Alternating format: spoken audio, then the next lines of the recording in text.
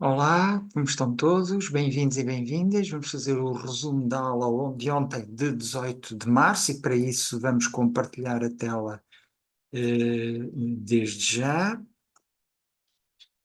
E aqui está. Muito bem. Então vamos lá começar. Queria trazer a notícia de um artigo de opinião que apareceu na Nature, Nature, que é uma revista científica, talvez das mais prestigiadas no mundo inteiro, das mais citadas, se não a mais citada no mundo inteiro, que tem este artigo onde, com este título, porque é que o mundo não pode aguentar mais os ricos. Se puserem este título no Google, vão dar à página, e traduzi e selecionei uns certos que me parecem importantes relativamente a coisas que já falámos anteriormente. Então, eles dizem que as disparidades maiores, nos países onde há disparidades maiores entre ricos e pobres, são habitualmente acompanhadas por taxas mais elevadas de homicídio e de prisão, por mais mortalidade infantil, mais obesidade, mais abuso de drogas, mais mortes por Covid-19, taxas mais elevadas de gravidez na adolescência, níveis mais baixos de bem-estar infantil, de mobilidade social e de confiança pública, confiança nos governos. Portanto, isto nos países onde há um maior fosso entre os ricos e os pobres. E o que é interessante é que eu chamo a atenção que estes problemas não afetam apenas os indivíduos mais pobres. O que é irónico e paradoxal é que os próprios ricos desfrutariam de uma melhor qualidade de vida se vivessem num país em que a distribuição da riqueza fosse mais igualitária, algo semelhante ao que se passa nas nações do norte da Europa. Isto foi um apontamento de uma notícia que apareceu, notícia que não é notícia, um artigo de opinião por dois epidemiologistas sociais, publicada, portanto, na Nature, que pareceu interessante partilhar. Vamos então à nossa aula. Nós vamos começar agora com um novo capítulo, o cérebro e as emoções, e gostaria de recordar que já falámos que existe uma relação íntima e interdependente mente, corpo, sociedade. Isto é, portanto, quando algo se passa nos domínios do psicológico, do fisiológico ou do social, elas influenciam-se mutuamente, não podem ser analisados separadamente. E dei dois exemplos, quando sorrimos. Quando sorrimos, nós imediatamente há um bem-estar físico e obtemos uma boa resposta social. Isto é uma coisa positiva. Da fome, pensemos quando estamos com fome que ficamos irritadiços, ficamos impacientes, não damos tanta atenção aos outros e, portanto, temos vários efeitos, não só ao nível do corpo, ao nível psicológico e ao nível da sociabilidade. Ainda queria recordar que nós temos um segundo cérebro. É verdade, temos um segundo cérebro. Trilhões de micro-organismos intestinais têm uma influência direta na química do corpo e, em particular, do cérebro. E, portanto, consequentemente, no nosso comportamento e também na nossa saúde, tanto física como mental. Ou seja, no aparelho digestivo existe um sistema nervoso autónomo, um segundo cérebro, formado por milhões de neurónios que estão em constante comunicação com o cérebro. Aliás, note-se, por exemplo, que mais de 90% da serotonina do nosso corpo, a serotonina, a célula, não é a hormona, a célebre neurotransmissor, estava com uma branca, peço desculpa, o célebre neurotransmissor, enfim, do bem-estar, muito ligado no combate à depressão, mais de 90% da serotonina do nosso corpo não é produzida no cérebro, mas no intestino. E assim, como melhorar a saúde gastrointestinal para que tenhamos este segundo cérebro a funcionar nas condições ideais. Então vocês estão fartos de saber. Comer uma boa variedade de vegetais, frutas, cereais integrais e peixes, evitar o excesso de carnes vermelhas, de fritos e de açúcar, não fumar, evitar o consumo excessivo de álcool e evitar o excesso de peso e, finalmente, praticar exercício físico. Muito bem. Para além deste segundo cérebro que contribui para a construção do nosso primeiro cérebro, que outros processos contribuem para essa construção? Já sabemos a genética e sabemos também agora que as experiências infantis, o peso que se está a reconhecer cada vez mais, esse peso crescente das experiências infantis na própria fisiologia do cérebro.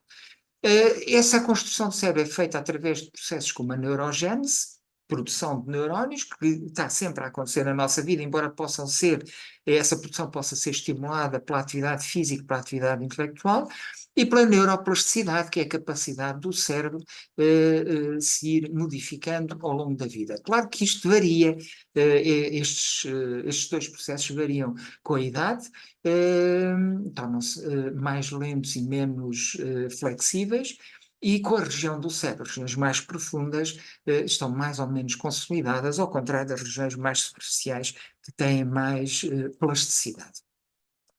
Vamos apresentar aqui um modelo de representação do cérebro. Eu tenho aqui modelos, porque vamos falar primeiro de um, mas não nos vamos deter muito sobre ele. Um modelo é uma representação simplificada da realidade, que tem que ter pelo menos duas características, isto é, ser útil e permitir fazer predições que estejam próximas da realidade. O modelo que eu vos vou trazer tem essa característica, mas há um aspecto que eu depois vou referir. Queria chamar a atenção ao propósito dos modelos, que são representações simplificadas. Então trago aqui um poeta algarvio, internacionalmente reconhecido, com montes de prémios a nível internacional, mas nasceu no Algarve, Casimiro de Brito, que escreveu no livro Apoteose das Pequenas Coisas, da editora Lua de Marfim, escreveu o seguinte: E tu quem és? Um rio infinito, um rio composto por todos os elementos, os que se conhecem e os que se não conhecem.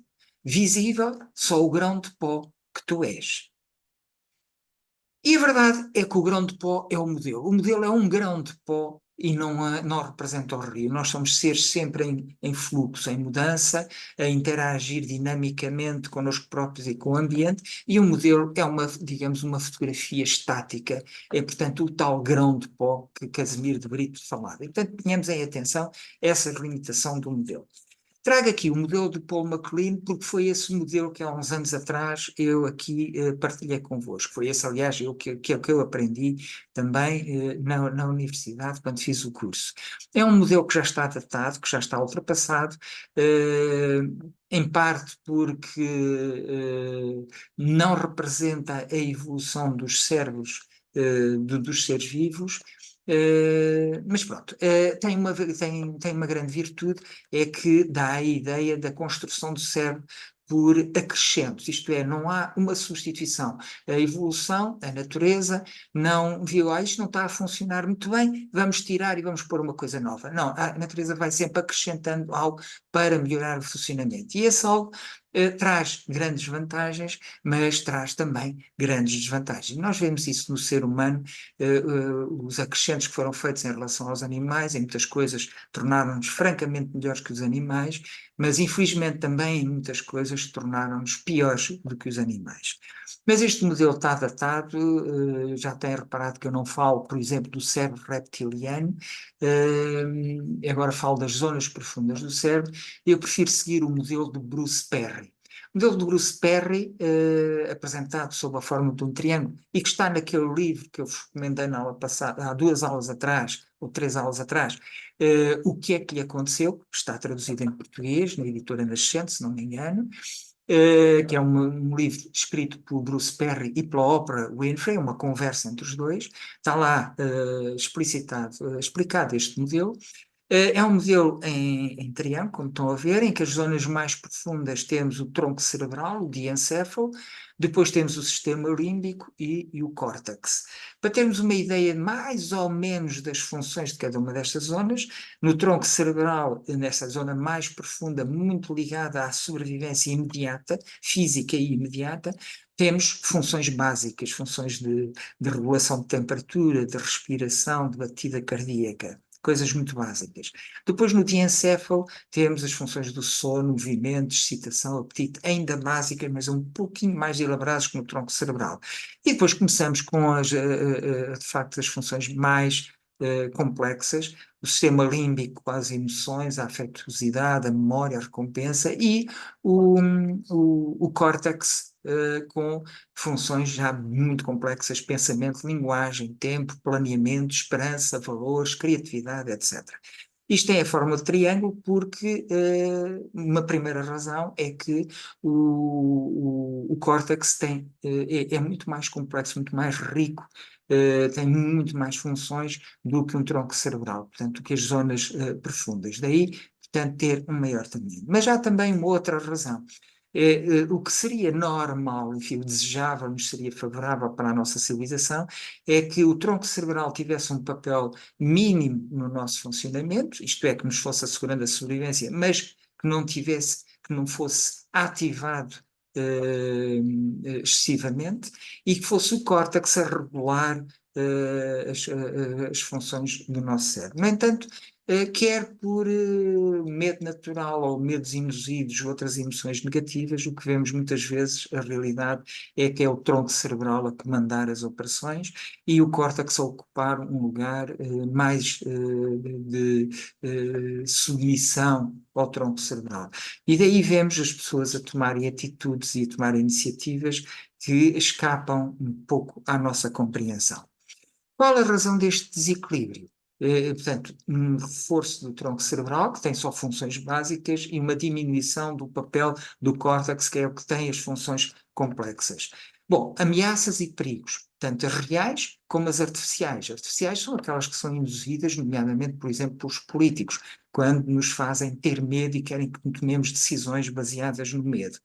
E também, como já falámos em aulas anteriores, por associações feitas no passado entre eventos traumáticos por que passamos e a necessidade de ativar uma resposta extrema de sobrevivência.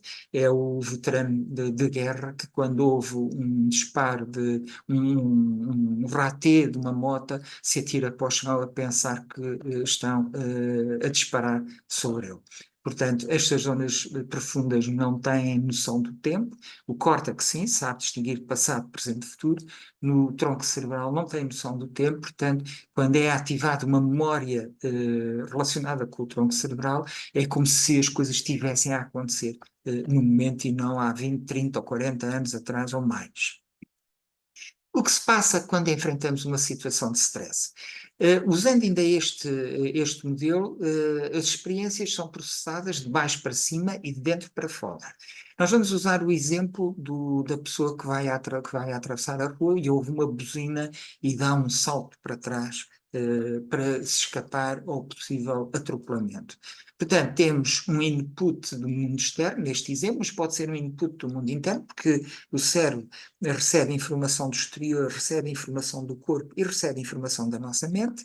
Portanto, há um input, mas neste exemplo a buzina é um input do mundo externo e imediatamente ela ativa uma resposta interna de stress, altera a circulação sanguínea, altera a produção de hormonas, enfim, para dar uma resposta rápida. E o diencéfalo encarrega-se, nós fazemos o movimento, o tal salto para trás que nos põe a salvo do perigo. Depois de estarmos em segurança, então sentimos a emoção e damos conta de que tivemos um grande susto, que passámos um momento de grande medo. E depois disso é que vem o nosso pensamento dizer-nos: epá, é melhor na próxima vez, a partir de agora, antes de atravessar uma rua, estar com atenção e olhar para um lado e para o outro. Portanto, é esta a sequência dos eventos, do funcionamento da informação. O tronco cerebral tem ligações a todas as partes do cérebro, portanto está em comunicação com todas as partes do cérebro, e tem a capacidade, como neste exemplo, de desligar o córtex, não deixar chegar a informação ao córtex, enquanto não estiver a pessoa, o organismo, completamente a salvo. Isto é importante no sentido em que, quando falamos com alguém que está perturbado, que está irritado, que está claramente com o tronco cerebral excessivamente ativado, não vale a pena apelar à racionalidade, porque a informação não chega lá ou chega lá muito distorcida. Ok? Muito distorcida. Iremos ver mais adiante depois como é que é esta questão. Ora, que finalidades é que servem estes processos? Estes processos servem um conjunto de finalidades, a que podemos chamar funções psicológicas básicas, isto ao nível da psicologia, nascentes de uma primeira obrigação, de uma primeira imperativo. E esse imperativo é o da sobrevivência. Sobrevivência individual ou a sobrevivência do grupo. A sobrevivência do grupo passa pela reprodução, portanto, são duas forças muito poderosas, a sobrevivência pessoal e a sexualidade. Isto é algo que já é reconhecido pela psicologia há muitas décadas. Este imperativo faz com que o organismo tenha necessidades que, por sua vez, vão dar origem a motivações, necessidades que nós já falámos numa aula anterior, na pirâmide de Maslow, não sei se recordam, necessidades que são fisiológicas, de segurança, sociais, de estima, de realizações pessoais, necessidades fundamentais, essenciais à sobrevivência do ser humano, já falámos disso anteriormente. E como é que se garante que essas necessidades e motivações, olhando, portanto, estamos a ver este esquema, podem ser satisfeitas? Bom, através das emoções, as emoções que são reações do organismo àquilo que vai acontecendo no exterior ou no interior e que têm a ver, é sempre relativamente à satisfação ou não satisfação das necessidades e motivações. Se é feita a satisfação, as emoções serão positivas. Se é não satisfação, emoções negativas. E por isso as emoções direcionam a nossa atenção e orientam os nossos comportamentos. Elas têm esta função extraordinariamente importante. Mas para fazer alguma coisa é preciso saber. E daí que também outra função psicológica básica seja das competências.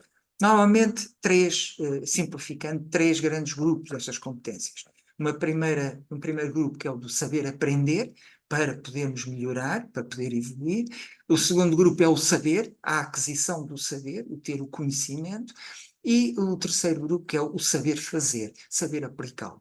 Nós podemos saber aprender, podemos ter o saber teórico, mas depois, se não fizermos, não sabemos fazer. É como, por exemplo, aprender a andar de bicicleta. Sem montarmos numa bicicleta, nunca aprenderemos a andar de bicicleta. Não chega um conhecimento teórico a aprender teoricamente. Muito bem. As emoções e as competências vão dar, então, como resultado, os comportamentos, as ações, conjuntos de comportamentos, que o organismo vai realizar, sempre com aquela finalidade inicial da sobrevivência. Este modelo é muito interessante porque nos permite analisar os comportamentos das pessoas. Imaginem, então, temos um comportamento negativo de alguém e podemos nos perguntar se é um problema da pessoa que não sabia fazer melhor, portanto, um problema de competências, ou é um problema de a pessoa estar tomada por emoções muito violentas, tanto positivas como negativas, podem dar sempre comportamentos inadequados, tanto num caso como no outro, ou pode ser porque no ambiente haja facilitadores e inibidores. No ambiente, tanto mental como exterior.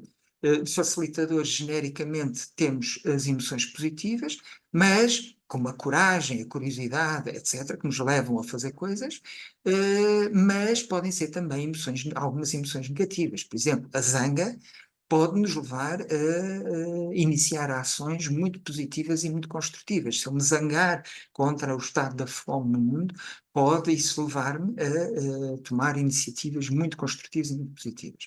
E temos os inibidores, que podem fazer com que as pessoas se retraiam e não queiram fazer determinados comportamentos. E à cabeça temos, de facto, nas emoções negativas, temos o medo, genericamente as emoções negativas, mas principalmente o medo, ou bloqueios e resistências que a pessoa tenha. Estas emoções, se o problema não estiver nas competências, mas estiver, por exemplo, nas emoções, se foram emoções negativas, podemos sempre interrogar se há emoções negativas, significa que não há necessidades e motivações que não estão a ser satisfeitas. E podemos saber o que é que para esta pessoa, adulto ou criança, qual será a necessidade básica, fundamental, pensemos na pirâmide de Maslow, e motivação que não está a ser satisfeita e que a faz ter estas emoções negativas e que a faz ter comportamentos negativos. Portanto, este modelo é muito útil, lá está uma das características fundamentais dos modelos, para podermos analisar e saber onde atuar, descobrir onde atuar para conseguirmos que as pessoas passem a comportar-se de uma forma mais adequada. E pronto, chegamos ao fim da aula 2. Muito obrigado pela vossa atenção. Agradeço a vossa participação, desejo uma semana ótima, com paz, alegria, saúde, amor e vemo-nos para a semana. Até lá, muito obrigado mais uma vez.